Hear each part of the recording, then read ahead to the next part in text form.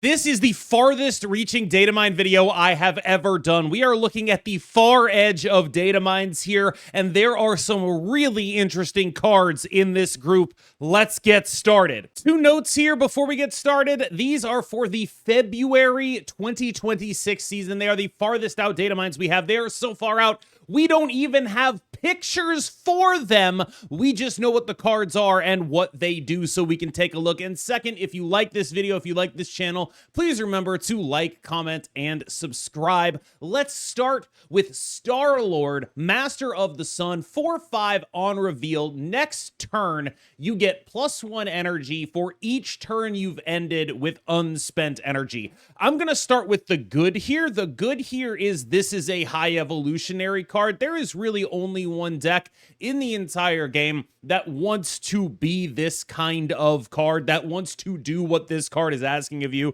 and it is high evolutionary. Misty Knight, High Evo Cyclops, these are cards that you want to be skipping energy with. What this card lets you do is get a lot more value out of High Evolutionary Hulk by allowing you to play High Evo Hulk and then also some other things on the final turn of the game. At maximum, I think most of what you're doing here is playing this card on turn 5 as a 4 cost, so it counts that turn. So you're getting 5 energy out of this card. Think of it as a high Evo specific Fallen one, which kind of brings me to the bad part of this card, which is that I don't think it's strong enough to make High Evo great again. High Evolutionary is a deck that was good before cards got better, and was especially only relevant in metagames where it was able to compete as a mid-range deck because a lot of synergy decks were held down by tech. I've enjoyed some relatively tech-heavy high Evo decks back when we had Shang-Chi and Enchantress both at 4 cost, and you could play Zabu in order to make that happen, and then you could actually like play that kind of stuff with an Abomination and do some tech kind of things in the shell. I think this card pushes them back towards that kind of deck, but I worry that that kind of deck just fundamentally hasn't been as viable recently because of the amount of different types of things you need answers for if you're going to be an answers deck. It's a lot harder to have the coverage that we used to have with Shang-Ench in the modern world where so many things are able to dodge them. This is a card that I like. I like the space that it's in. I worry that it won't hit because High Evolutionary is not a good deck for multiple reasons, and I don't think that this card is enough to make it a good deck. I think this card is going to be asked a lot of. High Evolutionary just simply doesn't have the beef right now to compete, not just in a metagame where everything else is comboing higher than it, but even just as a straight-up mid-range deck against other mid-range decks. When you look at the other mid-range decks, things like V-Hand have access to more efficient and higher amounts of points.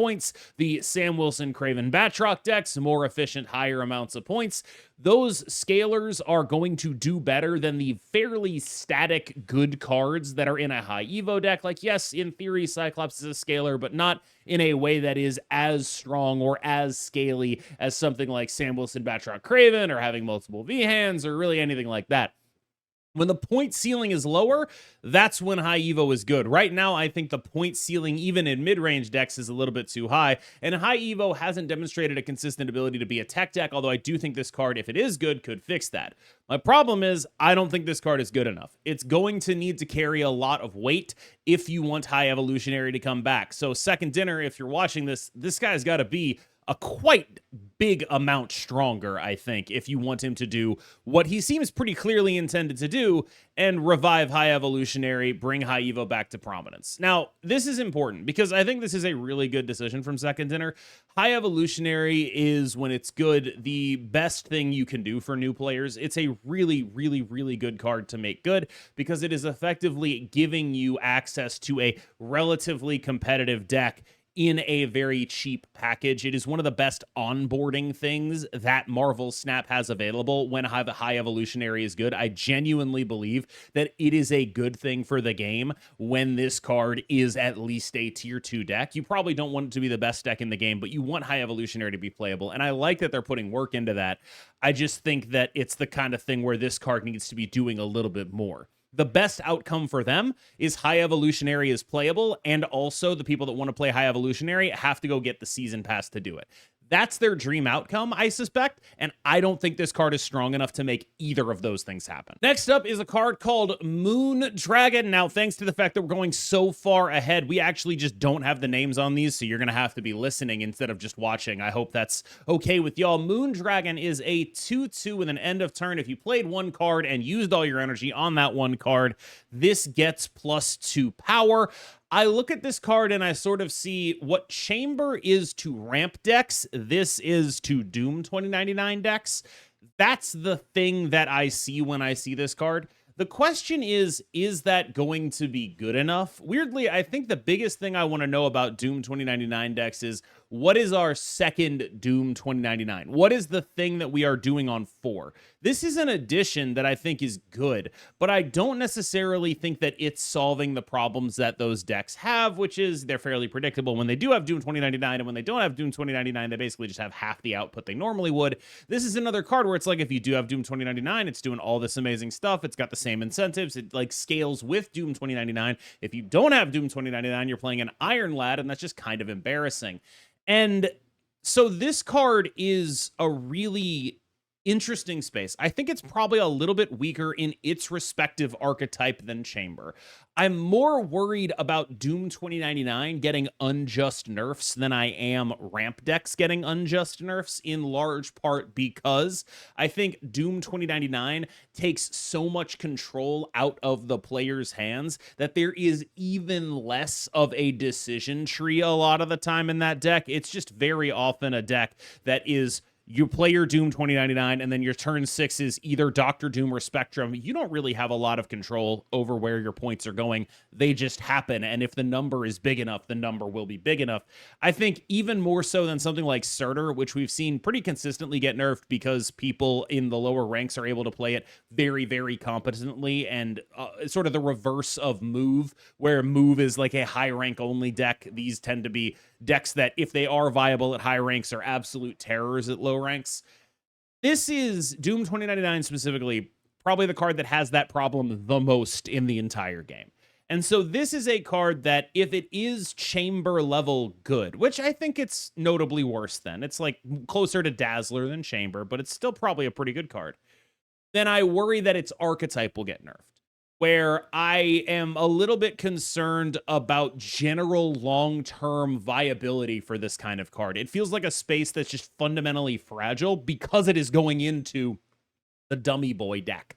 It's going into a deck that doesn't even have decisions about, like, where do I put my big guy on turn 6? Like, you play Ramp, and it's like, okay, I've got a 20 power Infinite and a 7 power Ebony Maw. I have to figure out what I'm going to do with these cards on the final turn of the game. And that actually is like what a lot of games swing on, is your positioning on the final turn of the game. The Doom 2099 decks, none of that matters. You play a Dr. Doom, it has the same power everywhere you put it. You don't even make a decision at all. You have no control over where your guys go. Anyone can play the deck at a very high level, because if the deck is good, it's just purely on numbers. And so that's kind of the worry I have for this card. For what it's worth, I think it's a little bit worse in its own archetype than Chamber was. And I was also, I think when I reviewed Chamber, a little bit low on him.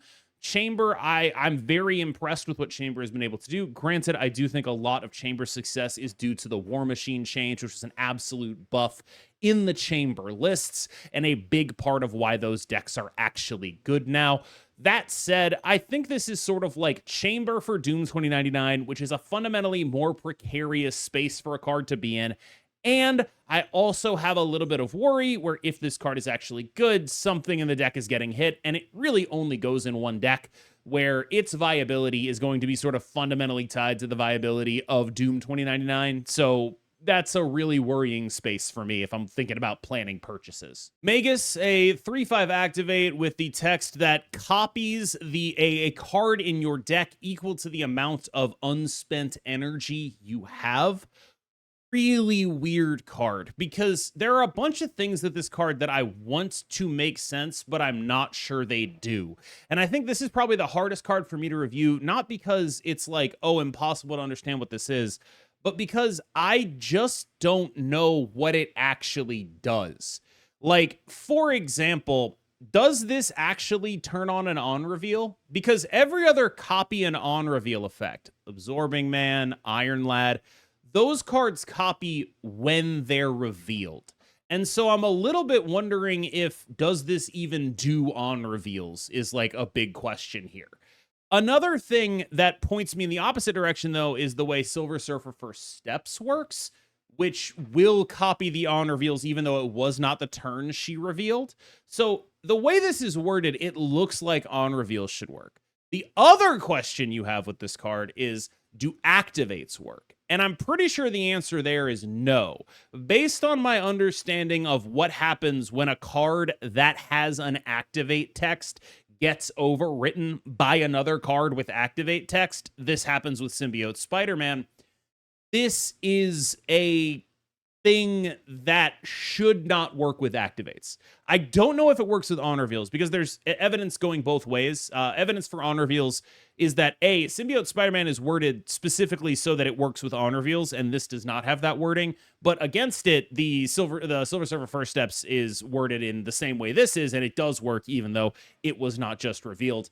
But maybe there's something different about like copy its on reveal as text. I don't actually know. Activates, on the other hand, I'm almost positive won't work with this. So that's a really big problem because I think the first thing you do with this deck or with this card is you try to play it with Warlock, and that seems really bad and really awkward. And like maybe the other things you do with this card are like you other activate things like, oh, I'll play it with Warlock, or I'll use it as a way to like make sure I guarantee my Invisible Woman First Steps or my Jocasta or whatever. And it's like, oh wait, it doesn't do that? Like, what's going on here? Things this card does do, I can see this as I didn't draw Sarah and I always have Sarah. Like that can be what this card does. When you look at like ongoing effects, I think is another place where this card is pretty scary, like Living Tribunal type stuff. Again, like, oh, I didn't draw whatever combo piece I need. I just automatically have this. It is whatever combo piece I need, and it costs the same as whatever combo piece I need. You're effectively choosing the card out of your deck a lot of the time when you're activating this late in the game. And that seems quite powerful. Anything that is like a magic deck that needs like specific things to work, I think this card is kind of up your alley. But specifically, Tribunal does some really interesting things. Like, there are quite interesting things going on here. Another thing is this says capital C cost. So I'm assuming you can't do this in Mr. Negative and just be like, I'm getting a gore or whatever. Like, I'm assuming you can't just activate it for 0. But it is like a thought that I had. This is a really interesting card, and I think, you know, baseline, what we do know will work with it. I know ongoings will work, so if you're playing Sarah or if you're playing Tribunal or both, right, you're probably going to be doing that with this card. If on reveals work, this is kind of a goated tech card, actually, because you basically get to pick the tech card wherever you want it, although it is held back by being activate. Gets you your Sarah if you want to play Sarah tech with this. If you are playing like a thing where your specific linchpin card is not an activate, I think this is the kind of card that's pretty interesting. Like, let's say you're playing a Wong deck. You want to make sure you always have Wong on 4. It's your only 4. This can be your Wong if you don't draw Wong. That kind of stuff is pretty interesting. Like, there's a lot of space where this is second copy of a linchpin card that seems pretty compelling to me. What I really find hard to evaluate is if this is an on reveal, a card that does on reveals, which I can't tell whether I should listen to Silver Surfer First Steps or Symbiote Spider-Man. But if this is a card that does on reveals, I look at it and just baseline, I'm like, that's probably broken, right? Like, that's just probably a broken thing to do. I don't know. I figure there's got to be something really stupid if it does do that. Like, I don't know what the specifics are, but since I don't know, I didn't spend a ton of time thinking about it because I don't want to spend a lot of time, like, and then we learn that, like, it works the way Symbiote Spider-Man does, and we're just sad. What I'm positive about is this doesn't do activates, which sucks because you really want to play with activate cards. This would be an absolutely busted card if it did do activates, but there's, as far as I understand, in the game mechanics, there's just not a real way for that to happen. The big question for me is, does it do on reveals? Raglin, 3/2 on reveal. Banish the top card of your deck. If it costs 4 or more, you get +2 energy. If it costs 3 or less, you get +4 power. I think this card is flat out underpowered. I think this card is several points of power off. Like, look at what this card is doing. It is saying you're always getting something. It's either a 3/6 or a 3/2 with +2 energy. Here's the thing. I know this might sound crazy. I might not play a 3/2 that gives me +2 energy. Or at the very least, I would only be doing it in really specific situations. Like, oh, I need to play my Onslaught or whatever. But is that actually meaningfully better than playing Luna Snow or Wave? And having to banish the card that if I'm doing this kind of thing, I'm doing it to set up like a really specific combo. What if I banish my combo, right? I don't think I play this in a world where my cards are mostly replaceable, right? Like, I play this card in a world where I want to do something specific with it and that energy. I have like I play this on 3 and then 4, 5, and 6 are like predetermined and they win me the game. I don't do this if I'm not getting something incredibly specific and game winning with it. And so I think that this card is just low. Like, I don't want to sit here and be like, this is not a card that functions, because I don't think that's the problem. I think the problem is just numbers compared to the other things in the space. This card is meant to do something like when you look at what this card is, it's like based on the premise that 3/2 +2 energy is like a good thing you'd be worth going out of your way for. I don't think I do that unless I have a very specific thing in mind, because of how many things there are that already do that are much more generously costed for me. Luna Snow, Wave, we talked about these cards. Like, these are all bigger cards. Even like a Hope Summers, for example. Like, there's just more going on here. And so I think largely this card is just too small. And if it was a bigger card, it would be much more in competition with that kind of stuff. But it's not, so it isn't. This is a cool card that I think they're worried about becoming generically good. And I don't think they should worry. Well, they should worry about that. They should worry about that. Like, maybe making this a 3/4 where it's like it's either a 3/8 or a 3/4 +2 energy. Maybe that is too good. I don't know. But I just don't think I see a way that I play this card if it isn't doing that, where I am trying to do something incredibly specific if I play this card. And if and that incredible specific thing is not play a 3/6, it is get that 2 energy. And if I'm trying so hard to get that 2 energy, there's got to be a really specific reason why I'm doing this instead of the other stuff. And any world where I have a really specific reason where I'm doing this instead of the other stuff, I would be risking blowing up my specific reason by playing this card. So I think this card is in a very awkward position that I generally do not like. I think it's a little underpowered, and I think they probably underestimated or overestimated how good this card was. I think maybe a few weeks ago, or not weeks ago, like months ago, when we were playing like copycat decks, right? Like, this could go in those decks, right? Like, you put this in like a Wiccan-y style mid-range deck, and it's like not embarrassing. But those decks don't exist anymore. And so I think this card is one of those cards where it's like, you got to update this for what 2025, 2026 actually means. Last up is Jack Flag, a 3/3 ongoing. Your cards here with increased power get +2 power. Important note about Jack Flag.